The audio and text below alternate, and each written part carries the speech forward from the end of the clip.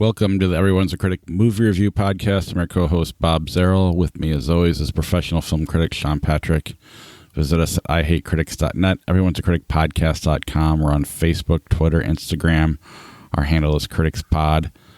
Follow us there, like us, interact with us. I always screw that part up, but it doesn't matter. We're also on YouTube, Apple Podcasts, Google Podcasts, Spotify, Stitcher, Alexa, all your podcatchers. Subscribe to the show, rate and review the show. We'll read any reviews we see on the air.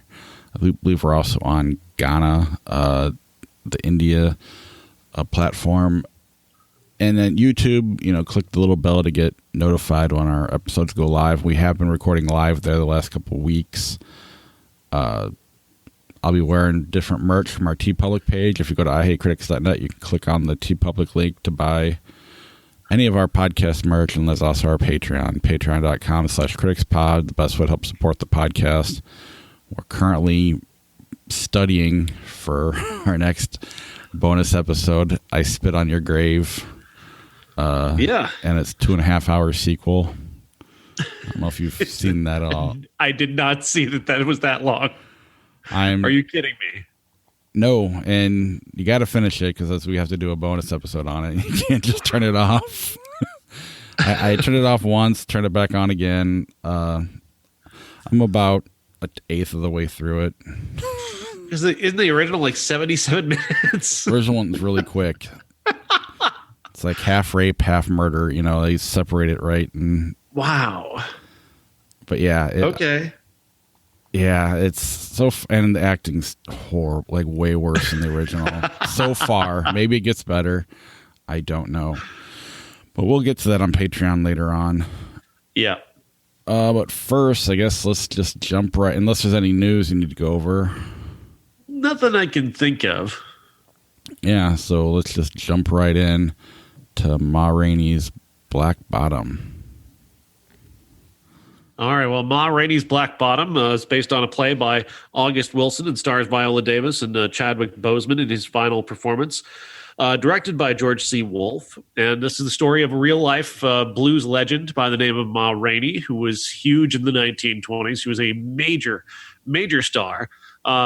Strangely enough, though, much of her stuff hasn't survived, 100 years since she was the biggest thing in music. But this is a story set about a time that she recorded in Chicago with her band and recorded an EP and their record to put out to the fans. And what we have are two kind of almost completely separate stories yet related to the same group of people. Ma Rainey is kind of in her own space, and then you've got Chadwick Boseman's character who's in the space with the rest of the band. Glenn Turman, Coleman Domingo, and I don't have the other actor's name, but there are 4 guys in the band downstairs, just kind of working out the songs, waiting for Ma Rainey to show up. She's a star. She does what she wants when she wants, and Viola Davis brings that energy. She just brings that superstar energy. Like I'm going to do what I want to do and when I want to do it, and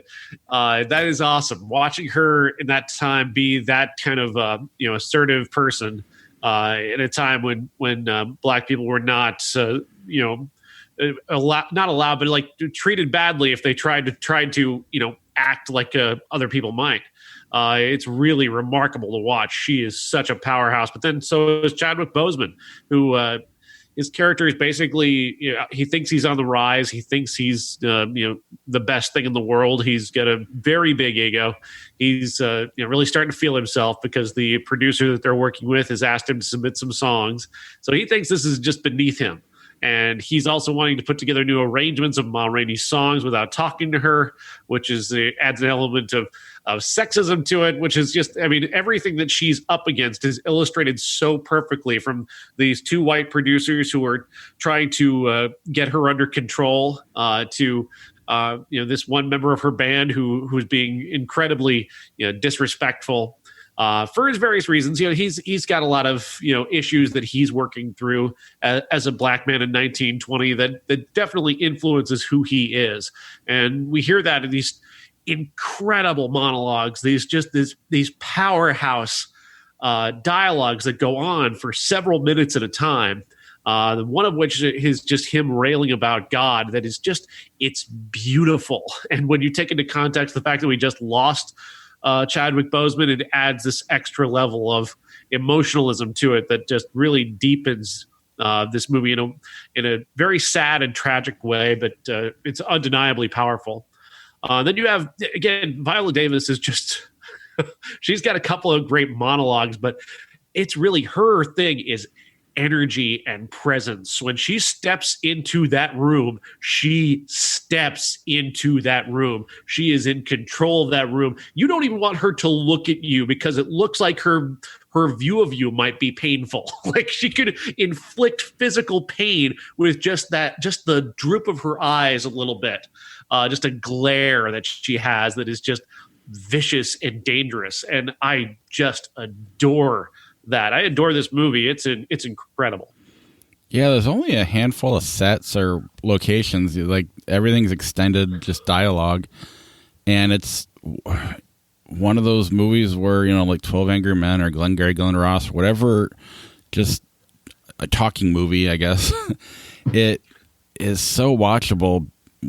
And I'm not sure what I'm trying to say. I just love when you can make really not a whole lot happens because they're just in rooms talking and discussing things and working their way through things.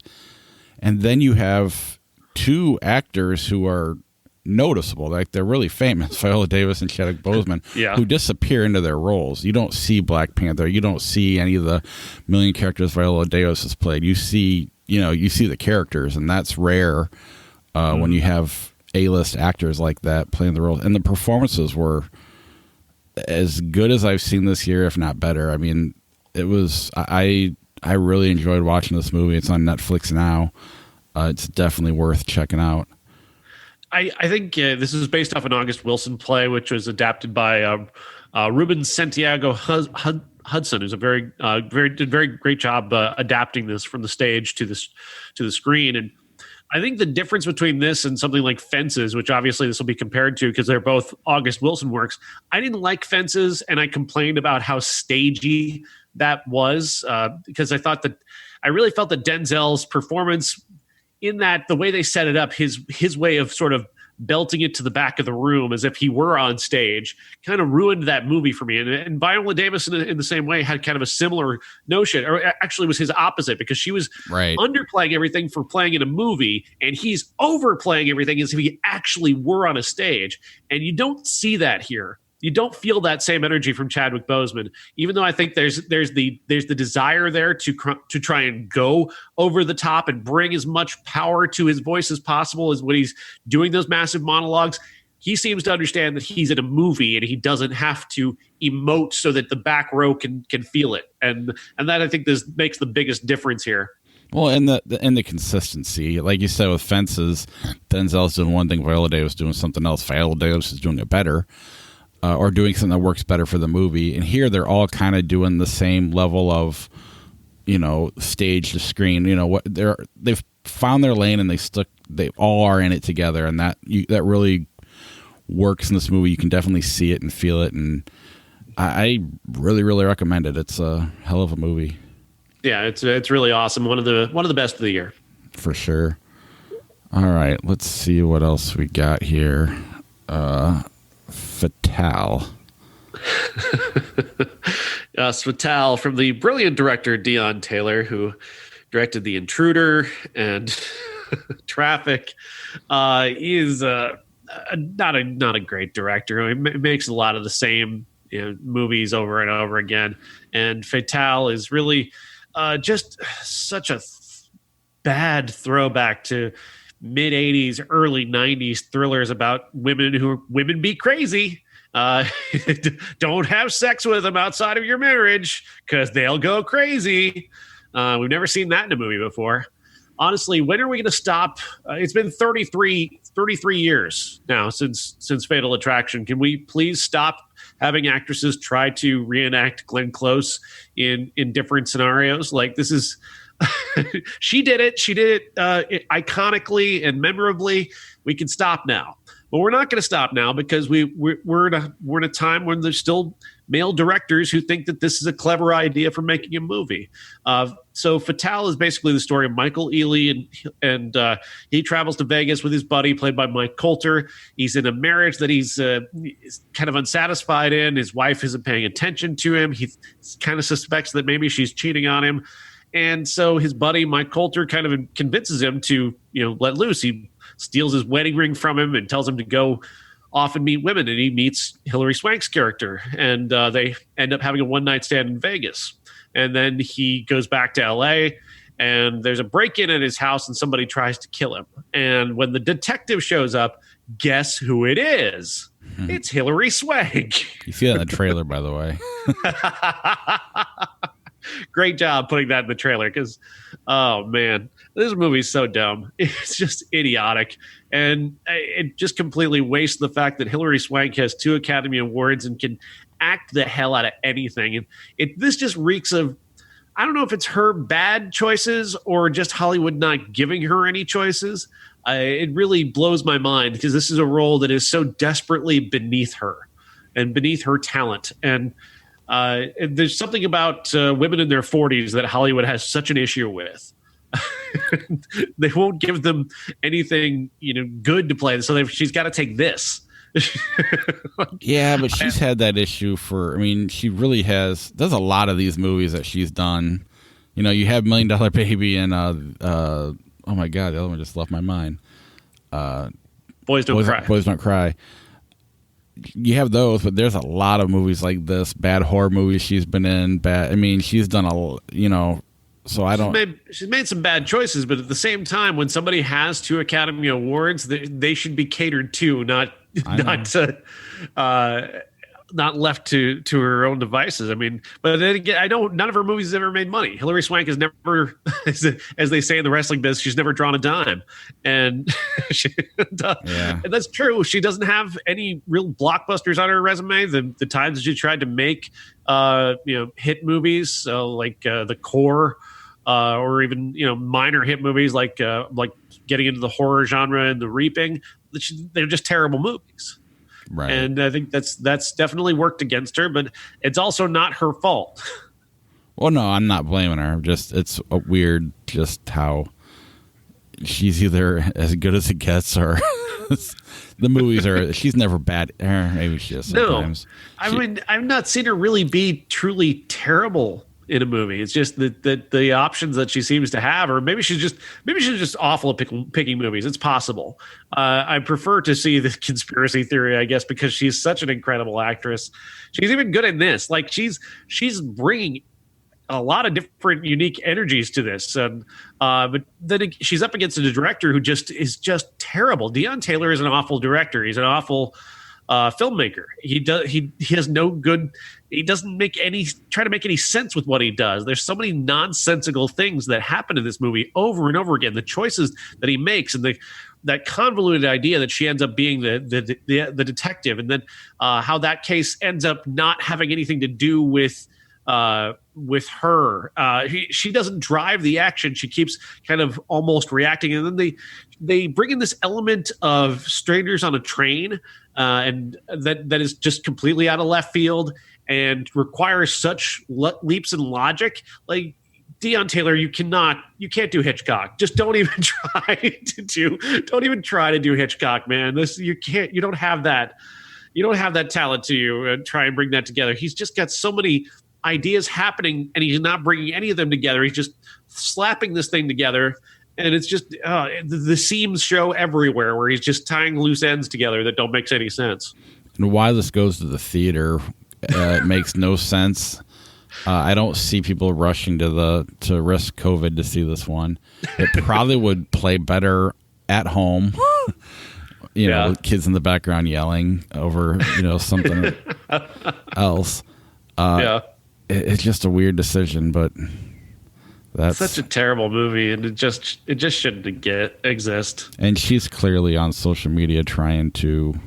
She's saying Fatal Attraction, trying to be Glenn Close. So I don't know, but It is Filmmakers can please stop trying to make Fatal Attraction. It's over. It's done with. It's just desperately outre and sexist, and it's just not needed. Monster Hunter. From director Paul W.S. Anderson, another brilliant director. Mila Jovovich is the star here. Monster Hunter, I believe, is based off of a video game, but I've been told that it resembles nothing of the video game. A group of soldiers are in the desert in some unnamed country when they run into an electrical storm that throws them into a different dimension that is filled with gigantic monsters that pop up out of the ground. Anytime somebody steps on the ground, the monsters start to rise up and try to kill them. She and her team managed to get to a cave, but in the cave there are giant scorpions, and the giant scorpions kill her entire team, including rapper T.I. and actress Megan Good, who are the recognizable people that are basically just making cameos for no good reason. Kind of a waste of budget to bring these guys in, pay them to be there for about 10 minutes of almost zero dialogue. There is almost like I've seen silent films that have less dialogue than this. There's no dialogue in this movie. There's no character. There's no character development. Her character is named Artemis. You kind of catch that in passing. You kind of catch a few details about her team in passing, but it's very quick because this movie does not let up. I believe there from the time it starts to about the midpoint, there is such a minimum of dialogue and development that I've never seen before in a movie. It's just nonstop monsters and scorpions and and convenient escapes and that sort of thing. And it's all kind of fun. As much as I am loath to admit it, it was kind of fun. So she meets Tony Jaa, who's from this dimension. He's called the Hunter in the movie. They just don't give him a name. They just call him the Hunter. And he doesn't speak English, so he and Mila Jovovich can't talk. So good. I mean, Paul W.S. Anderson is not great at dialogue. So great. Get rid of the dialogue. Get rid of the character development. That's kind of in his wheelhouse. So that kind of works. She meets Tony Jaa, and I'm not kidding you, their fight scene lasts about 20 minutes until she saves him some scorpions and gives him a Hershey bar, and then they become friends, and he starts training her to fight monsters because they've got to get back to where the electrical storm is so she can maybe try and get back to her dimension, and he can meet up with his mentor and friend played by Ron Perlman, who basically looks like if Will Ferrell were cosplaying as a Lord of the Rings orc. That's what Ron Perlman looks like in this movie. It is a sight to see. Like, you can buy a ticket just to laugh at how Ron Perlman looks in this movie. It's that funny. This is a bad movie. It's a bad movie, but I was entertained because it just doesn't stop. It's relentless. Now, does she draw money? Because she does this movie every year, it seems like. Or is it just the fact that she keeps doing video game movies and that's what's drawing the money? I think there's also the fact that her husband, directs all the movies that she's in. Is that her husband? And they do so. Yeah, Paul W.S. Anderson's her husband. Not that she couldn't get work without him. She was in Zoolander. She's fine.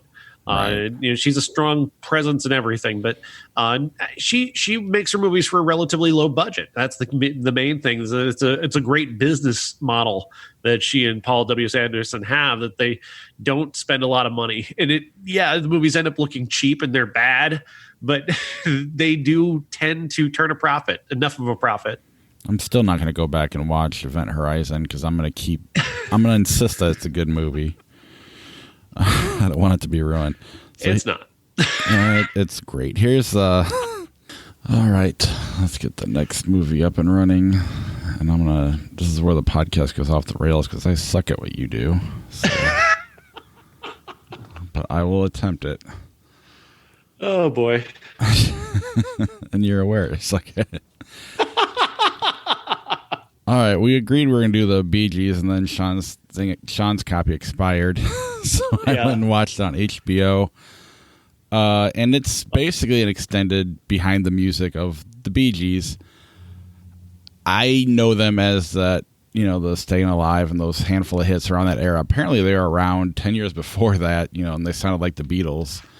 I didn't know that. I didn't know their song Massachusetts. I didn't know I mean, they, in my opinion, poor man Beatles, but you have Ed Sheeran and Noah Gallagher talking about how awesome they were. So I'd never heard the song, so it's new to me. So that part was interesting. They break up, they get back together, and it was just cool following that brother dynamic that they had. And when they go into the dance era, they never called it disco. It was interesting, and they actually got a band together. One of the cool things that I noticed about it is that Cream, Eric Clapton's band, and the Bee Gees were signed to like the same manager, but the manager was focused only on the Bee Gees, and like there's only, I mean, I don't know, anybody self-respected musician would have Cream way up here and Bee Gees in the middle somewhere. I mean, Bee Gees are fine; they're hugely successful. Right. There's nothing wrong with the Bee Gees, but come on, it's Cream. I mean, they're like one of the most talented bands of all time. And Eric Clapton's in the documentary talking about all that. Yeah. And it's interesting, but they go through the breakup, they get back together, in the late 70s, and they don't even know Barry Gibb can sing high until he accidentally does it in the studio. That was pretty fascinating when they, coming across. Well, anytime you can catch something like that on camera, and I thought that was really one of the best parts about the movie. But then their style completely changed once he did that.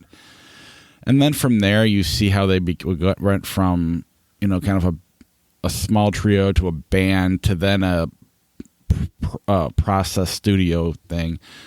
Like the Staying Alive, that drum beat was created in the studio, and they didn't even know it was happening.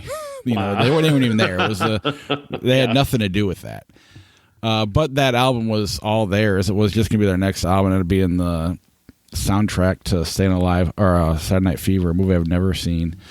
And they blew up, but at the same time, disco blew up, and people started hating disco. And what pissed me off in this movie is this, unrelated to what's going on with the Bee Gees, there's a section where they're saying the disco sucks movement was racist and homophobic. And and then you have Alice Cooper popping up on screen and Lindsey Buckingham. You got Stranglehold in the background. So not that I'm defending Ted Nugent, but using Ted Nugent makes it even worse. Mick Fleetwood, there's a bunch of other rock stars just talking about how much they hate disco. They go to that famous Disco Sucks night at Comiskey Park from that Chicago DJ, and they're like bringing Marvin Gaye records and Al Green. Nobody I know, and that's a fan of rock music, considers Marvin Gaye or Al Green or James Brown or any of these guys disco. Right. So all the rock and roll fans are being judged by a bunch of idiot Sox fans. And that's in this movie while the Bee Gees are playing off in a stadium in another place, hugely successful, never really suffering, just they had their reputation, and that happens when you get popular. And they, to me, made it bigger than it was. And it kind of frustrated me. It's like, so what's the next documentary? Poison in 10 years, and then Limp Bizkit 20 years later, and then now we get Nickelback after that. All the bands that still can sell out and play and have success. So it kind of annoyed me. Had they taken that part out, I would have found this really interesting. I knew nothing about the Bee Gees really other than Staying Alive. And once I heard some of those songs, like, I knew that song. It was similar to when I watched the Chicago documentary on Netflix. I thought it was intriguing. So that little part that they didn't even really comment on, they just brought other people in, really kind of ruined it for me. There's no doubt, though, that there was a great deal of homophobia and racism when it came to much of the Disco Sucks movement. It had nothing to do with the people you mentioned, like Alex Cooper or those guys perpetuating that aspect of it. But that is definitely part of what Disco Sucks was about. It was that dark undertone of it, and it's unfortunate that they would try and link rock music to that, because that was just them not liking the music. As musicians, they just didn't care for the music. This overly processed, studio stuff that was, being promoted ahead of their work. The things that they were actually passionate about are being created by producers and studios. And yes, there's absolutely everything right to be, as a real musician, to be upset about that, watching that type of thing succeed in that way. I get that. But there's no denying the homophobia and racism behind the whole disco sucks movement was absolutely part of it. I would say it's a very small part of it, though, because, I mean, the hair metal went through the same thing. New metal went through this. Every single genre that gets popular went through it. And it's not all because of something. I mean, sure, there might have been elements of it, but the large part of it was it just got too popular, is really what most of it was. Right. But there's a part of it, though, that the people used kind of disco sucks as a cover for their own racism and homophobia. But that's not what this documentary is wrong in the way that they present it, but that aspect of it is there and can be fairly acknowledged some other way. Not in the way you're right about the presentation of it. I saw this movie like 3 months ago, and it completely left my mind. So when I went back to try and watch it, and obviously I couldn't. So I'm trying to farm this memory from 3 months ago to remember it. The arrogance of it, the arrogance bothers me. The arrogance that happens to so many artists who become bestsellers and think that because their sales were so high that justifies them as artists, and that's not true. Lots of things can sell millions of records. Grandma Got Run Over by a Reindeer has sold millions upon millions of records. No one's going to mistake that for a work of art. They're two very different things, and the people who point to their success and say, well, that's proof that I'm an artist. No. M. Night Shyamalan tries that. The Bee Gees try that, and a lot of really terrible country artists try that, and it's not true. You can't equate sales with actual artistry. You can't do it. It doesn't work. And I think they're good popular songwriters, because that's what they went when they got too popular, where they couldn't. Where it did kind of fall apart on them when they became the face of the disco movement. They became songwriters, and they were hugely successful at that too. And again, they're definitely talented, but there is an arrogance and a woe is me kind of feeling. Oh, why can't we do this anymore? I'm like, nobody gets to do this. You got lucky that you got to do it once, and you really were able to have a career forever. I mean, Barry Gibb still plays live, and he plays for thousands of people. So I don't know, the arrogance of that and it was just kind of a turnoff. I've heard amazing things about this documentary, and maybe that's part of why I'm being harder on it than I was like the Chicago one, which I just watched on my own. I was like, this is really neat. Probably similar arrogance to that one. I just, I was engulfed in it. This one, I was just kind of waiting for something to happen. And then when they went down that road that, you either make the movie about that, you don't have that 5-minute scene that Bee Gees aren't even involved in. Yeah. And lump in some of my heroes and call them racist and homophobic. Pisses me off. We went from selling 5 million records a year to only 1 million records. Oh, my gosh, the problems that we have. Give me a break. This cry of why won't people take us seriously when you sold, 12, 15, 30, 40 million records, 100 million records. Why don't people take you seriously? Because, you're kind of mediocre, frankly speaking. Bee Gees, you did some amazing things, but you're mostly kind of mediocre. Yeah. I mean, that's the weird thing is I would never, clearly they have good songs, but I've never, gone out of my way to be like, let's turn on a Bee Gees song. I might leave it on if it's on the radio, but I'm never going to go looking for it. I actually hosted a disco radio show for about 3 years, so I know more about disco than I care to share. I know Kiss's biggest hit's a disco song. It's not and Rock All Night. How apt is that? Yeah, talk about sellout. Another movie I'll just briefly talk about is Dreamland with Margot Robbie and Finn Cole.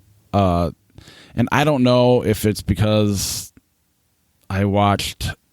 I've been watching the I Spit on Your Grave stuff. I watched the Bee Gees documentary. I watched another movie with Alicia Silverstone in it that I actually liked this quite a bit. I don't know if it's good or if it's just a bad week of movies. And because when I watched Ma Rainey, I watched it kind of in a different environment. But I thought this was really entertaining. I thought it was shot well. I liked the scenery. Margot Robbie plays a bank robber who is on the run. She just killed 3 people, including a little girl, and she's in hiding. And Finn Cole's character, his stepdad, I guess, is a sheriff or a cop, and they're all looking for her. There's a big reward for her, and he stumbles upon her in their barn, and she's able to convince him to help her. And the rest of the movie is him trying to help her. He's never been with a woman before. There's that element of it that he, he's coming out of his teenage years. She's a little older. She's using that to advantage, but it's just a neat little, what I guess I wanted Bonnie and Clyde to be. It was way more enjoyable. Maybe it's just because it's modern. It's definitely more pop than something like that. But I was quite shocked at how enjoyable I found the movie. I don't know. It was just they leave their town. They head to Mexico. He has to steal a car. He steals his stepdad's, who's a cop, and you just kind of. And again, I watched a lot of bad movies this week, so that could be why. But I just the movie swallowed me a little bit, so I wasn't thinking about, I got lost in it, so I wasn't picking it apart. So maybe if I was in a different mindset, I would, but I couldn't find anything to pick apart. I thought it looked really good, and I would kind of recommend it. It is on Amazon. You can rent it. I don't know. I've not seen it. I'm a bit baffled by their approach to their. I mean, I guess the COVID has changed everything, but the way they've released it and marketed it has not been great. They've not done much to tell people about it, at least not very well, not effectively. And I don't quite understand. I guess the marketing of it is kind of baffling to me. The only reason, go ahead. This poster, yeah. It's ordinarily, it's kind of pretty, I guess, but it's kind of also kind of goofy looking and thrown together in many ways. And that's, I don't know. And I'm wondering what Josh would say about that Dreamland font, what that font choice. Yeah. The poster is I'm kind of taken terrible. And the only reason I found it was I didn't know it existed. I was trying to watch Tenet, and I'd have to buy it. I can't rent it right now. So I was going to wait till I could rent it for a little cheaper than $20. And we were just trying to find something to watch. And I stumbled upon this and I watched the trailer and I read some reviews, and the reviews are pretty decent too. Again, I don't think it's going to win any Oscars or anything like that, but Margot Robbie's really good. And I don't know if it just caught a bad week and I enjoyed it, but I'd say check it out. But you're right, the marketing, I have never heard of this movie until I accidentally stumbled upon it on Amazon, and it is new. So, and I'm not going to talk about the other one. It's it's a comedy starring Alicia Silverstone, isn't it? Yeah, Sister of the Groom. Comedy, right? Yeah, it could call it that. There's at one point, I mean, she's wearing, I'll just put the fucking picture up. Who cares? We got this far. Might as well. It'll also help me remember names. Tom Everett Scott. That's right. She basically wears a 40-year-old mom fat suit the whole time, but she doesn't just your average you basically looks like she might have gained a little bit of weight. So, and then at one point you see in her underwear, and because she hates her stomach, and you're like, well, that's clearly not a real stomach. But basically her brother, who's around the same age as her, she just turned 40, is getting married to a younger woman who's kind of a free spirit. There's always a guy with an acoustic guitar around. She's an artist. Her mom's weird. Her dad's weird. They're just, I don't know, just those people that annoy everybody, and they go out of their way to stereotype it and make it even more annoying, Yeah. The hipster kind of thing. And her brother is, I mean, he basically could have been Jason Biggs. It must be either, I don't know which one of those actors he is. I don't know. He basically looks like Jason Biggs. That's the guy from That Thing You Do. Yeah, well, that's Tom Everett Scott. That's her husband. Oh, okay.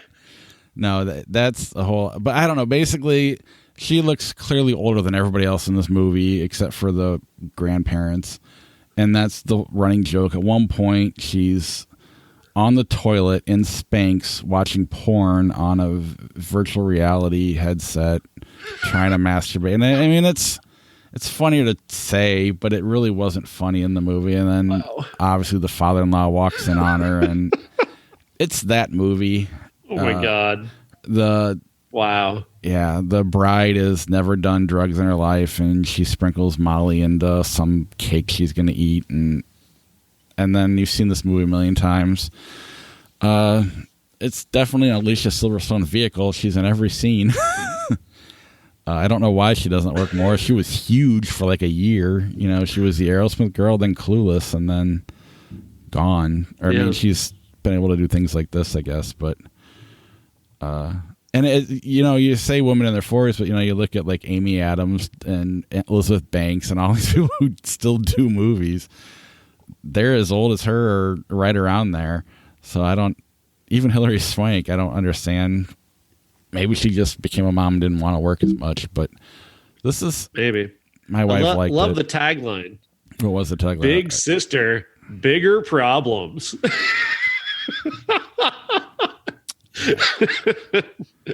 Oh my God! They couldn't pay me to pay that. They would have to pay me to watch that. Since they didn't pay me to watch it, I'm not going to. I think I even paid to watch it. Because this is a new release as well. But yeah. All right, let's move on to the fun stuff. Ladies and gentlemen, This is the main event for the linear, legitimate, and universally recognized, undisputed classic. Diary of a Mad Housewife. Yes, this is a film by Frank Perry, written by his wife, Eleanor Perry, although she wasn't actually credited for writing the movie for several years. She was under a male pseudonym at the time that she wrote this so they could get it made, which is just adds to the... it adds a little something, doesn't it, when you realize this movie was written by a woman who had to pretend to be a man so it could get made? Yeah. It really says something about 1970s Hollywood, but...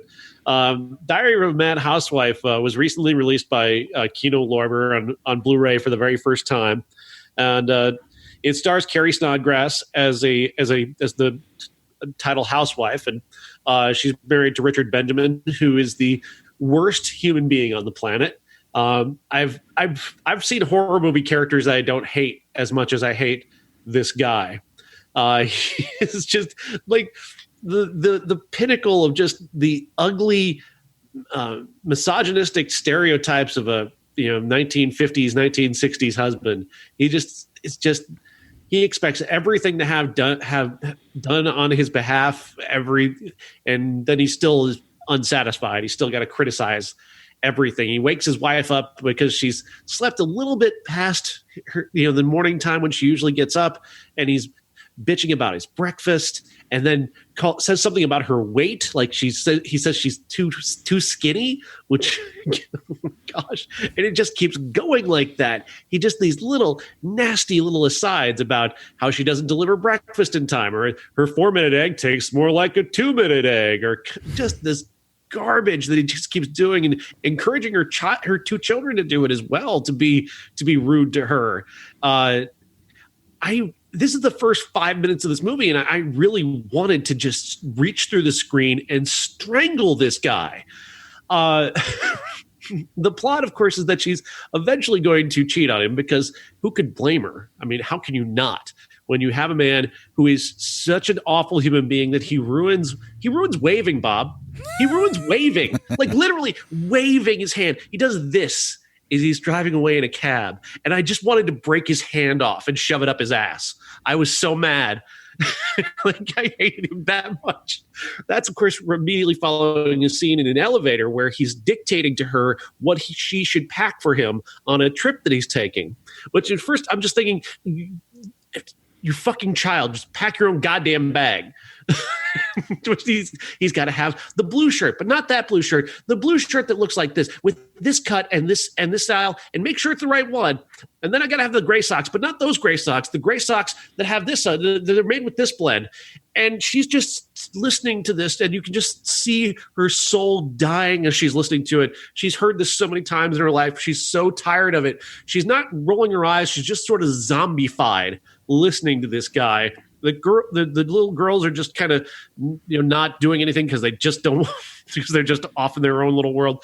They get off the elevator. This little elevator attendant just leads his head out the elevator just to watch him walk away with this brilliantly comic look of just exhaustion, exasperation, and a minor flicker of joy that this moment has ended because he hates this man as much as we do. And he doesn't even have to say a word to get the biggest laugh in the movie. And that is just a wonderful piece of direction. Frank Langella plays the man she's going to eventually cheat with, a guy named George. And here's another character who is a really awful human being. He's a self-absorbed, egotistical misogynist, but he's self-absorbed and egotistical in his own way. He's basically an overgrown child. He tries to put on this front like he's a ladies' man, but it's all about his own denial. He's in denial that he has any feelings, that he has emotions or anything, and she can see right through him and sees right through these little. He'll take little digs at her. He'll say nasty, mean things to her, but she recognizes it in him as a child just acting out for attention, which it is. He is acting out for attention, and she doesn't really get this moment where she has a win in the movie. She's mostly just resigned, but you do see her grow, and her growth is in that relationship, in that she realizes that she doesn't have to take his shit. She doesn't have to feel anything for him, and she is able to walk away in a way that he is not so easily able to walk away. And that's basically the kind of win that she gets in this movie. But I just adore this film. It's so incredibly well written and well acted. As much as I hate Richard Benjamin's character, I hate that character with every fiber of my being. Like in my review, I said I don't hate horror movie villains as much as I hate this guy, because at least they have the kindness to kill you.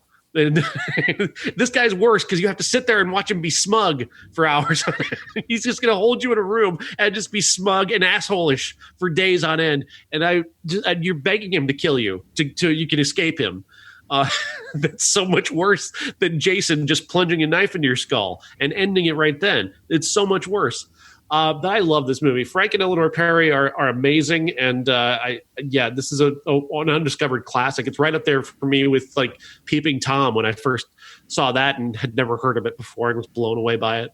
Yeah, it's a movie you have to almost recommend to film snobs. I mean, I don't think you can just show it to your average person and let them watch it because they wouldn't get it. But it's almost like it's a satire. I mean, nobody acts like he does. He's turned up to 11. But there's elements of what he does in a lot of men, especially back then. And you get to watch him just kind of self-destruct on his own. He does nothing. His behavior is what does it. And that's fascinating. It kind of plays like an after-school special in a way because the acting is so over the top.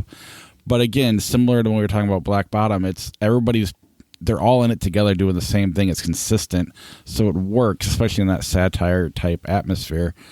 It's a fascinating movie. It's easy to watch. Or not, I shouldn't say easy to get through, but you're definitely frustrated and hate every guy in this movie. I mean, I hate Skeletor less.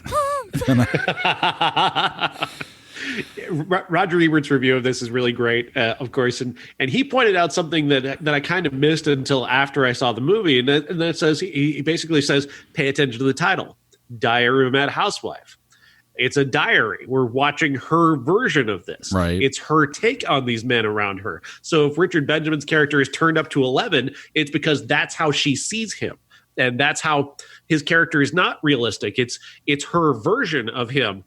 He's still an asshole, I'm sure. In actuality, he's absolutely this guy. I have no doubt about that. But the version of we're seeing is comically evil, but with the fact that this is her diary that we're watching unfold. Yeah, that does. Yeah, I didn't think about that either, but no, that makes 100% sense. Yeah, it's a heck of a movie, and it, like you said, has the Blu-ray come out yet, or is it coming out soon? It is out. It came out on December 15th, so people can buy this Blu-ray. I would go to KinoLorber.com. I'm not paid by them to do this. They did give me a copy to watch and review. But I watched it for the very first time, not having known anything about it, just being kind of intrigued by the premise of it. And I was just blown away at how great it is. And if you're the type of person that would actually listen to our podcast, this might be the type of movie for you. It's always neat to find a classic that you'd never heard of. That actually this is the experience I live for on this show. You know, this like with Amadeus and Peeping Tom. Yeah, Blow Up. Even to an extent, Blow Up. Even to an extent, Teenage Mutant Ninja Turtles. Honestly, I swear to God, even to that, there's a point to where that movie has that level of surprise for me. What's even neater is I'd never heard of these. We're also going to talk about Ladybug by Frank and Eleanor Perry as well. But I'd never heard of them, so that even makes them even a step above. Not necessarily better, but the fact that they came so far out of left field that that's what makes it that much more, exciting. But go ahead, Ladybug. Absolutely. Yes, Ladybug, also directed by Frank Perry and written by Eleanor Perry, is the story set in 1963 at a school, some unnamed kind of Midwestern or Southern Californian school, just not any place that you know exactly where it is, but this school is we're in the immediate aftermath of the Cuban Missile Crisis, where people literally believed that the nuclear bombs were about to fall. People were buying, fallout shelters for their homes. They're stocking up on canned goods, just trying to fool themselves into thinking that they can survive a nuclear blast. This is after the era of, but well after the whole duck and cover notion that you're going to survive a nuclear blast by getting under your desk. Like, the story here is that the school gets one of their nuclear alarm goes off, because this time they had nuclear alarms in schools to let you know of an impending missile strike, and it goes off, and they immediately try and figure out this has got to be some kind of mistake. This can't be real. Like, there can't actually be a missile coming, but they can't figure it out. They can't figure out whether it's real or not. And so finally the principal, played by William Daniels, who's well known from TV show Boy Meets World, among other TV appearances in the 80s, makes the decision to send the kids home, which is their protocol. They have to send the kids home. It's such a small school, they only have one bus that they share. They rotate to various different groups to go in the radius of the school. There's like a 2-mile radius of the school. And so we follow a group of kids who are told that they have to walk home. And they're led home by Nancy Marchand, who is best known as the Tony Soprano's mom on The Sopranos, as well as I think she was on Lou Grant in the 80s. She is leading them home, and she is incredible at just brilliant facial and physical acting. She is in shock. She seems to think that this is real. She's definitely kind of on the side of this is real. And while she has a job to do to walk these kids home and make sure they get home safe, she's also dealing with the fact that she's got 2 high school age sons who she's thinking she might not ever see again. And that is weighing heavily on her as she's, leading these kids home and trying not to terrify them. Because what good is that going to do if she terrifies these children? And the children seem aware of what's happening. Like, they're aware of the potential, but they don't have the complete grasp of the devastation that could very well be coming their way. And that childlike aspect of it, where we're following these children and watching them process this information, is fascinating to watch this through the eyes of a child. It's also, there's elements of it that's overdoing it. Like, it's definitely an anti-war movie. It's definitely got an anti-nuclear weapon message. Like, look what you're doing to our children. It's at a certain point, there's an after-school special quality to that, in how these kids are asked how they feel about the bomb potentially being dropped. And please don't take away our future, is basically what they say. And then you reach an ending here that is bold and shocking, and wow, you went there. Amazing. This movie is, again, it's Frank and Eleanor Perry, and again, I thought it was absolutely brilliant. Yeah, it was. It was one of those movies where we've talked about a lot this year, like something like The Mist, which I like a lot. I don't think you're as big a fan as me, but the movie itself is kind of bad, and then it has that big bold ending. This the whole time is just fascinating because it's nothing's happening. You're just dealing with people dealing with the potential thought of a nuclear bomb landing on them, and all of them are at different levels of belief, especially those who aren't aware. The moms and dads, the person driving the car, they turn the radio on and you hear music, so it must not be real, right? And you never really know, and it's just, again, it's fascinating how they all deal with it, and you just kind of get swallowed up by the movie and kind of wonder what's happening. And I think they leave the ending kind of open-ended. It was weird. I said like 20 minutes left, and I've had my wife help me out with social media stuff because I just can't keep up, and she was doing a post on this, and she goes, "Is this about a group of kids who won't let one other kid in the bomb shelter?" And I'm like, "Not yet."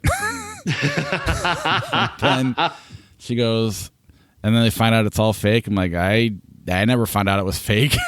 Yeah. I mean, there was still 20 minutes left, and I guess you could still come to that conclusion. They definitely leave it open-ended.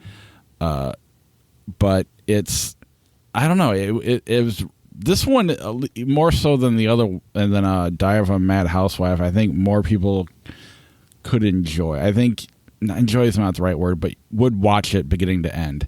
Yeah. So I think it's definitely worth checking out. And this one also came out recently as well, right? On Blu-ray? Yeah, fairly recently. It was actually the same day. And I didn't. It was funny. I didn't even at the time. I didn't actually realize that this was also Frank and Eleanor Perry. So they sent me a list of things that I could pick from. Kino Lorber did, and they let me choose which ones that I wanted. And I chose Diary of Mad Housewife, and I chose this, not aware that they had written and directed both of these movies. And it was really a wonderful bit of luck on my part to get that, to get both these movies. Yeah. They both came out on December 15th. The title, I want to mention the title, Ladybug, Ladybug, is based off of a poem from years ago, an old or nursery rhyme, rather. And it goes like this, and I found this to be both chilling and powerful. Ladybug, ladybug, fly away home. Your house is on fire, and your children are gone. It's a hell of a poem, right? A nursery rhyme. Yeah, they didn't mess around in Old English. God, it reminds me of when I first had my daughter. My dad was showing her old, like, Looney Tunes cartoons. And all of a sudden, one of them, a fish pops up out of the water, pulls out a gun, and shoots itself in the head.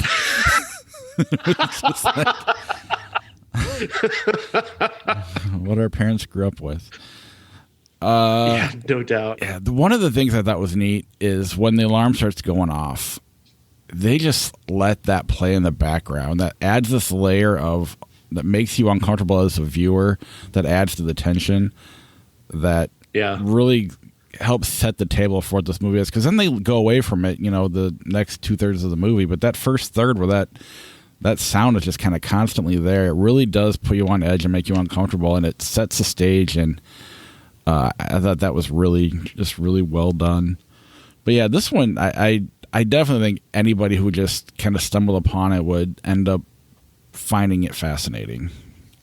And especially when you think about the history of it, when it came out, they put this out right after the Cuban Missile Crisis. Like, Cuban Missile Crisis happens in 1962, and this happens immediately after in 1963. And at that time, to take on this subject would be like, making a movie about the riots in Portland next year. Like, that's the right. That's the timeliness of this, and how bold Frank and Eleanor were to take on this subject in that time, especially when there was so much paranoia and so many forces at work. And of course, again, Eleanor Perry's credited on this poster, but she wasn't at the time, as was the usual. It wasn't until the mid 1970s that they started to go back and give her the credits that she deserved for writing these screenplays. I can't wait to find more of their stuff. I'm told that these two aren't even the best movies that they made. Apparently, they made a movie called The Swimmer that is the one that people actually remember them for, and I've not seen that one. So that's definitely on my list. I think I'll make that a Christmas present to myself. Yeah. Well, and that's the neat thing too. And they're definitely different from the other movies that came out in this time period too. So it's not like they blend in with everything else that was out there. They're their own thing, and that's what's also really neat about discovering them. All right, let's move on to 1990, and we'll start with Awakenings. Awakenings, directed by Penny Marshall, starring Robin Williams and Robert De Niro, based on a true story by a guy named Dr. Oliver Sacks, who worked in a Bronx hospital like the one depicted here, in the ward that they call, and it's so awful, it's so horrible. They call it the garden, because all you're doing is feeding and watering them, right. And that is just awful, just inhuman. But it reflects the time. 1969, which is a pretty ugly time. This doctor, they changed his name. Sorry. They changed his name from Oliver Sacks in the movie to Dr. Sayer in the movie. So he's kind of a made up character in a real story. But he arrives at this hospital. He was a researcher. He's going to deal with patients for the first time, and he brings a new perspective to dealing with these patients, because as the other doctors have grown so desperately cynical as to not want to deal with this at all, as depicted by, say, John Hurd's character or a very young Bradley Whitford, they don't care. They're done. They're just, they got to keep them alive. That's pretty much all they think about. He has a different perspective, and he ends up making a discovery that if you do so, with the right stimulus, you can actually get these people who suffer from this particular disorder that keeps them, inside a shell that is their human body. If you give them a particular type of stimulus, they react to it. So, like, a patient drops her glasses, and she reaches out to catch it, and he throws a ball to them, and they reach out to catch the ball.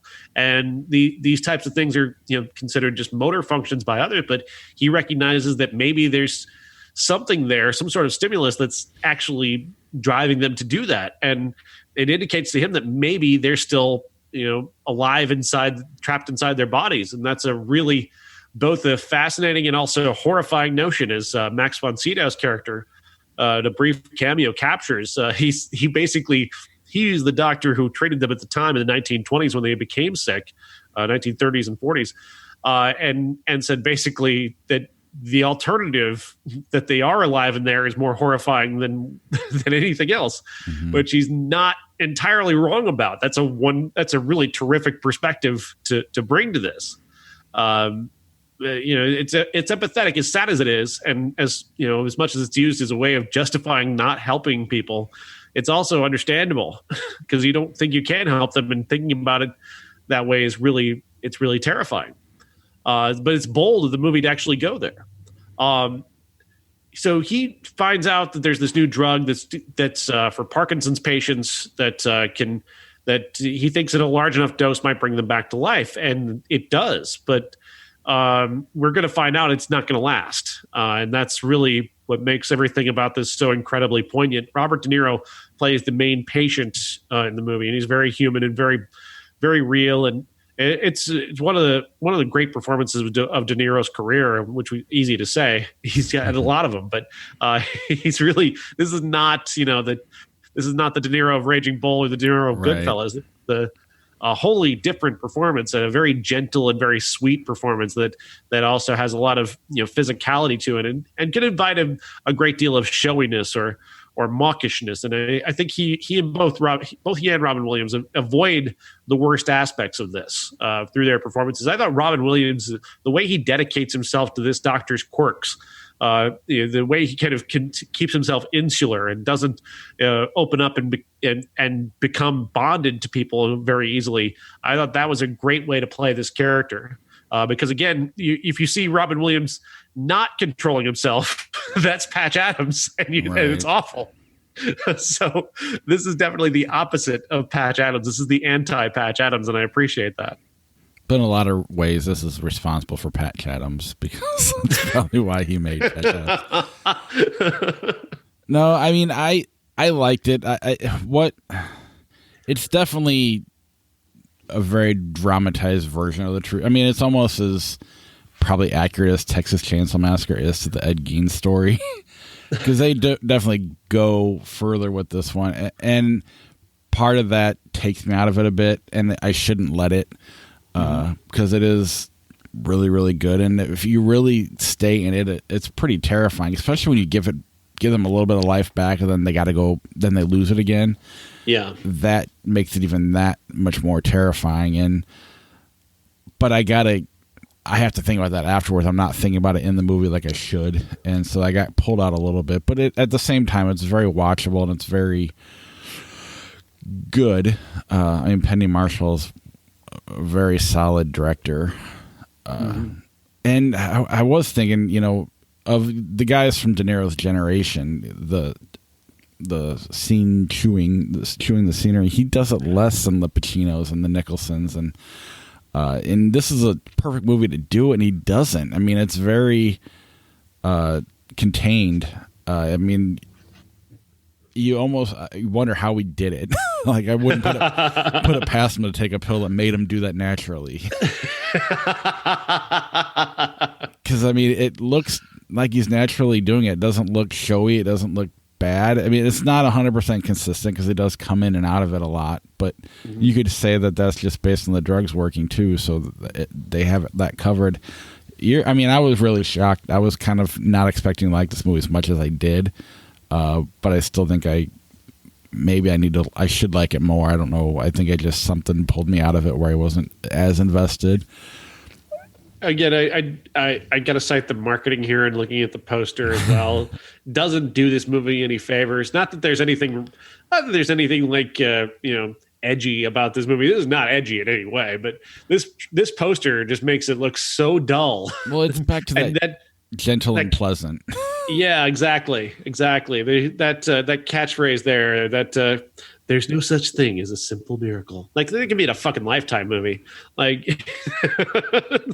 and that's not going to turn a lot of people on to watching this movie. When the real issue of this movie, the real interesting thing about this movie is the medical breakthrough. That's really what's interesting. And the way that they lean into that with Robin Williams' character, it does make the movie more intelligent and more thoughtful in that way, and it doesn't focus everything on the emotionalism, and the marketing of this, and this poster especially focuses heavily on the parts that are intended to suck tears out of your eyes, and that's not this movie, and not entirely anyway. There are moments like when Robert De Niro, his character sees his mom for the first time. That's an emotional thing, and when these characters are being reunited with family members who thought they were gone forever, it's very emotional and very moving, but that's not the entirety of this movie. Much of this movie is actually talking about the issues and talking about the medicine that went into this and the breakthrough that this was at the time. And I think that's what gets lost in this terrible marketing campaign that kind of turns people off to this movie. Well, yeah, it's been over 20 years since I've seen it, maybe even close to 30. And even it's because it's been so long, my memory has turned into a gentle and pleasant movie based on what it pops up on the flick chart or whatever when we see it. But no, it's definitely not that. Mm-hmm. I guess part of me wishes it spent a little more time with the horror of it, because the idea of what they're going through, and they definitely hint at it. They definitely go there a little bit.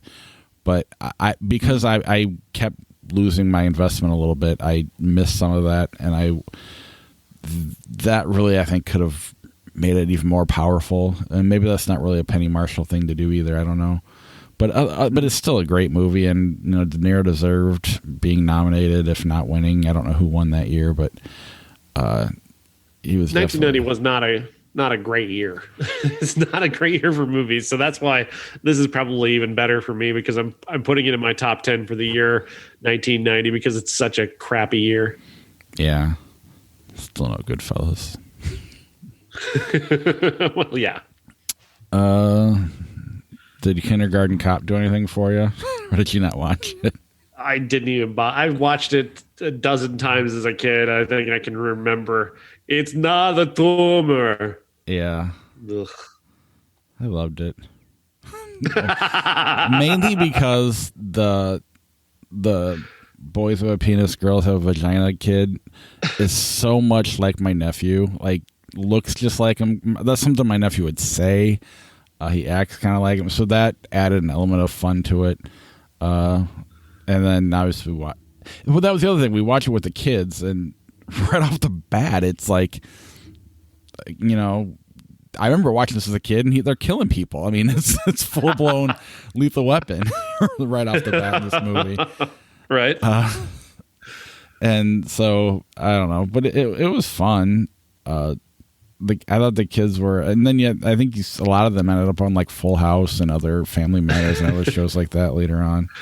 Yeah, but it held up for what it was. I never did see Kindergarten Cop 2 with Dolph Lundgren. No, me either. I would never waste my time on that. Did you watch anything else from 1990? I can tell you about. I'll run through what we had. Bonfire of the Vanities, one of the biggest disappointments of my life, probably. I have seen Bonfire of the Vanities. Desperately miscast Tom Hanks as a high-powered Wall Street guy who's cheating on his wife with Melanie Griffith, and they get into a thing where she ends up killing a black kid, and then he gets blamed for it and is going on trial for it, and it's just a lot of high-end nonsense. Morgan Freeman, Tom Hanks, Bruce Willis, Melanie Griffith, directed by Brian De Palma, and it sucks. Like, that should be a good movie, but it's not. It's not supposed to happen. Hanks just is not in this role. It just doesn't work. It's like he's playing his character from Volunteers, but brought into this movie, like the rich snob character that's has to learn a valuable lesson. Like, no. And Tom Wolfe is a terrific writer. He's got a strong wit to him, but it's a wit that's based in this notion that about rich people and privilege, and I don't give a fuck. I don't care about rich people, and I don't buy that this super rich guy couldn't get out of this in a much easier way than he does. They always do. And the notion that the minority characters in this movie have as much power as they do is a fantasy as well. In 1990. Yeah. No, I agree. And you go back to the Tom Hanks thing. He still hasn't done like Philadelphia or even Forrest Gump for that matter. Not that that's a good movie, but he's fine in it. So people, and I've always struggled with that with Tom Hanks, and this was still too early for people to let him go outside of what he does. I mean, Big just came out a year ago. I've never seen Hamlet. I've always looked at it like I wanted to see it, but I have with Mel Gibson and Glenn Close. You'd assume if it was a good movie, I'd have seen it by now, and I was going to assume it sucks. The Russia House, ever seen that? Good old Sean Connery. Long Walk Home. That was I fell asleep during that in a class in high school, I believe. Yeah, I saw the trailer and I saw the movie. And then Almost an Angel with Crocodile Dundee. You love that movie, right? Nope. Never seen it. That was the thing, is I hired my wife, or not hired, I let her help me out with social media stuff, and all of a sudden that's like the one thing she posts. I'm like, we're probably not talking about Almost an Angel. But good job. I appreciate it. Yeah. Next week. Great effort. Next week we got Midnight Sky on Netflix. We're going to finally, hopefully, get the first Cow, the A24 movie. Is that the only one that came out this year? No, Minari is another one, but it's not available yet. But I'm planning on watching Minari hopefully sometime this week, and I've been dying to see First Cow, which just won the New York Film Critics Circle. Really? Best Picture award.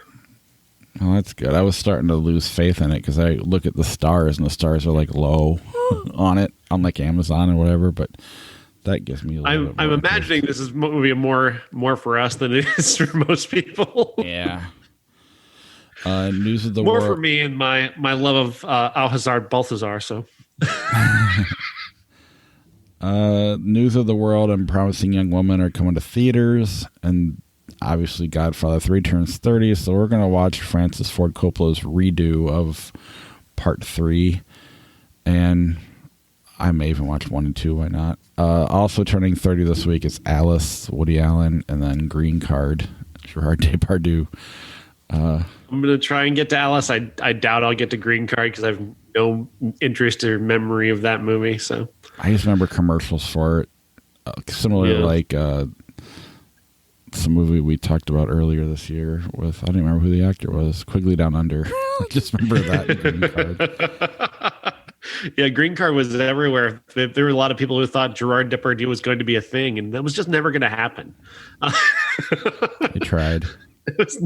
Yeah, you made the effort. It was never going to happen. All right, before we get the flick chart, be sure to check us out on Patreon, patreon.com/criticspod. The best way to help support the podcast, and it's possible the videos could end up going there full time if you like the video end of it. We're also going to have bonus content, including the I Spit on Your Grave bonus episode that should be coming out end of this year, maybe early next year, depending on if we can get through everything. I didn't realize the second movie was 2.5 hours. Yeah, so. that's going to make things... You're not going to watch it in one sitting, I'll tell you that much. But that's coming down the pipeline. We'll do other things for Patreon as well. And then I need to start putting links on YouTube too, so that you can click on our TeePublic page instead of just going to ihatecritics.net and clicking on the link. What else? I think that's everything. So let's go to Flick Chart, and I got Blazing Saddles or Willow. Blazing Saddles.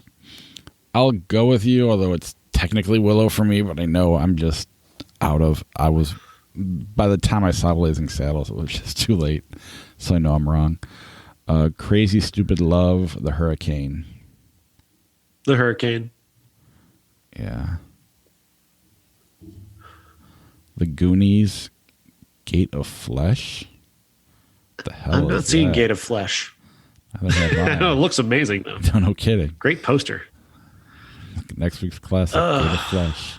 Goonies or You've Got Mail. Just the implication of the title, Gate of Flesh. You've Got Mail. Oh, I don't have the love for Goonies that a lot of people do. I don't have the love for I don't like not that I like You've Got Mail. I don't hate either, but I guess you win. You've Got Mail. Gate of Flesh, directed by Frank Perry. That's not true. But that'd be awesome if it was. Hugo or Deuce Bigalow, Male Gigolo. It's Hugo by a lot. The Bourne Ultimatum, Spanglish. I don't hate Spanglish, but that's the Bourne Ultimatum. Yeah, I definitely wouldn't watch Spanglish over Bourne Ultimatum. Super 8, Flags of Our Fathers. Super 8. Agreed. I don't hate Flags of Our Fathers, though. Although I don't know if I want to go back and watch it, just in case. My Fair Lady, The Negotiator. The Negotiator.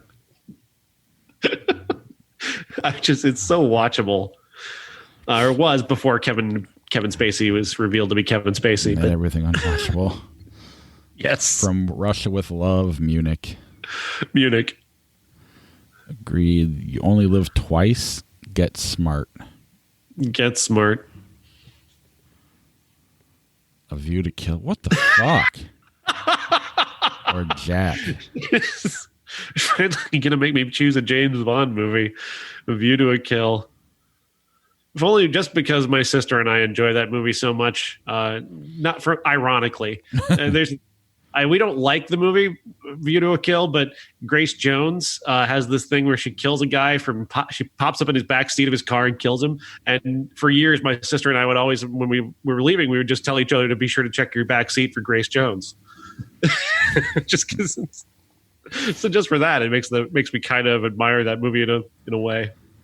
Alien, Clash of the Titans, 2010. Alien. Yeah. Whiplash, Saw 3. Oh, man. Like I always say, I take the Saw movies as one entity, so Whiplash. Yeah. Cloudy with a Chance of Meatballs 2, Ben-Hur. Cloudy with a Chance of Meatballs, please. Yeah. Honey, I Blew Up the Kid, Congo. 2 movies you could see on a double feature, probably. I think Congo's funnier. So yeah, and I remember loving the book. And look at this ad over here in the corner. And just like that, we're kicked off of YouTube. It's just a butt. We're fine. Euro Trip, Scanner Darkly. The Scanner Darkly is too far up its own butt. It's Euro Trip for me. I agree. Apocalypse Now, Miss Congeniality. Apocalypse Now. Yeah. Oh, flick chart's crazy. How to Train Your Dragon, Turner and Hooch. Flip a coin. I don't care. I do not care. I'm going How to Train Your Dragon, and I win. All right, fine. And I don't hate. I don't love either one, I guess. But what the hell is this? I have not heard of Career and Nicosia Disney. Okay. Annie Hall Heats. Oh, Annie Hall. Yeah, I can't make you flip a coin on that one. As much as I love Heat, it's more just for fun and quotability. Annie Hall changed the landscape of romantic comedies. Up in the Air, King Kong, 1933. Up in the Air. Yeah. Wanted, Dunkirk. Dunkirk. Yeah, that's fine. Monty Python, The Meaning of Life, Smoking the Bandit. Monty Python, I guess.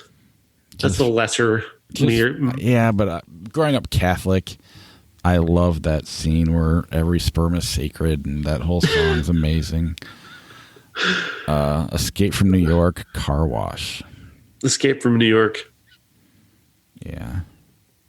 Commando, Godfather Part 2. Yeah. Not hard.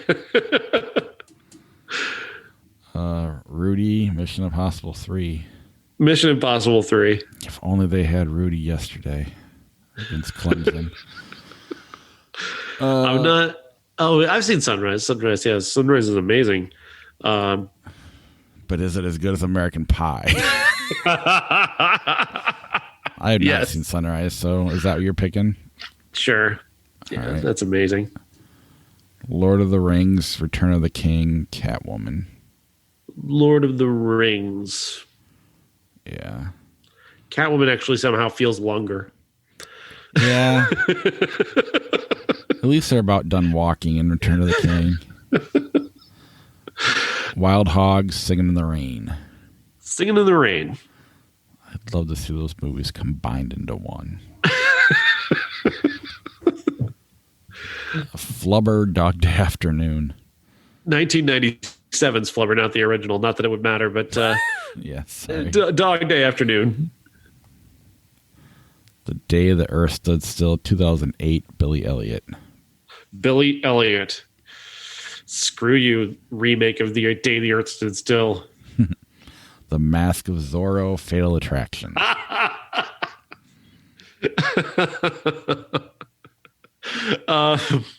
It's Mask of Zorro for me. I'm not a fan of Fatal Attraction. I don't really care.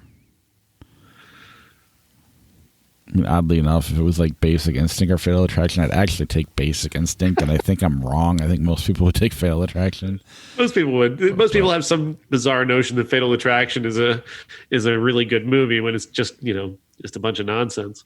Well, and listening to Glenn Close on Mark Maron's podcast and everything they changed, the movie that they want, I can't remember exactly what it was, but the movie they wanted to make wasn't what they were able to make because the studio made them change things in the ending that made it more artistic, I guess. And she was all pissed off. Totally stopped buying into the character because she hated the way it ended. But she still just went with it because paychecks, but still. Yeah. Huh. Paranormal Activity 3, Mad Max.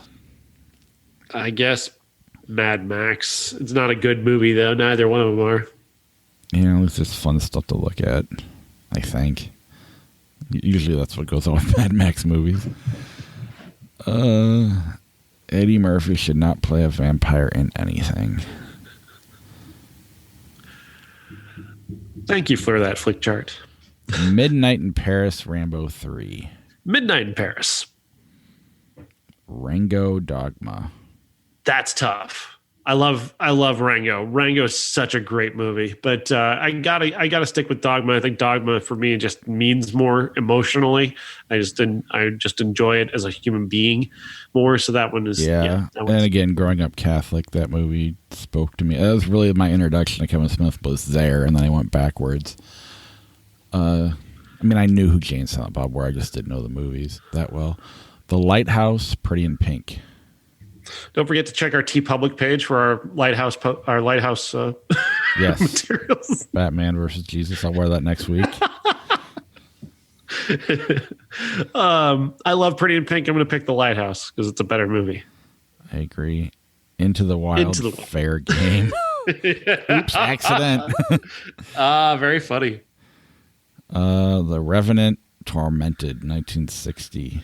Never heard of Tormented. The Revenant was tormenting. The Manchurian Candidate, 1962 of The Revenant. The Revenant. Yeah. The Other Guys, Superman. The Other Guys. Anastasia, 50 Shades of Grey. It's funny that the name of the character in 50 Shades is Anastasia. I think we just end it there. We have video proof to show that we weren't fucking around. This is real. Plus, I didn't know her name was Anastasia.